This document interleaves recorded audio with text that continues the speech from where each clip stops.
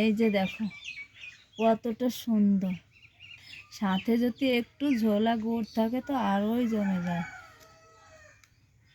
এই যে বন্ধুরা দেখো কতটা সুন্দর, দারুণ লাগে খেতে। আজকে রেসিপি বানানোর জন্য নিয়েছি এইখানে চালের ময়দা। এই ময়দাতে পরিমাণ মতো জল দিয়ে দিব, সামান্য একটু একটু করে জল দিয়ে মেখে নেব। এইভাবে শুকনো শুকনো করে মেখে নেব, এইভাবে একটু ঝরঝরে করে মেখে নিতে হবে। তো বন্ধুরা খুব সুন্দর করে ঝুরঝুরে করে নিয়েছি। এবার একটু রেস্টে 10 মিনিটের জন্য রেখে দিব। ময়দাটা রেস্টে 10 মিনিট রেখে দিয়েছিলাম, ঢাকনা তুলে দেখে নিব। ঝুরঝুরে হয়েছে দেখে বুঝতে পারছো। এইখানে স্বাদ বুঝে লবণ দিয়ে দিব, স্বাদ অনুযায়ী লবণ। আবারও খুব সুন্দর করে মেখে নেব। এখানে একটা চালনি নিয়েছি, এবার ময়দা নিয়ে নেব চালনির মধ্যে। এইবার আমি এইভাবে একটু চেলে নেব,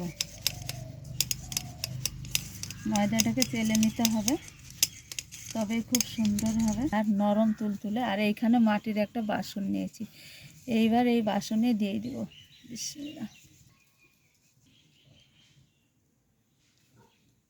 এই কাপড় দিয়ে এইভাবে, পরিষ্কার কাপড় দিয়ে এইভাবে বন্ধ করে দিয়েছি। আর ওইদিকে সাইডে গরম জল বসিয়ে দিয়েছি। চলো একবার এটা।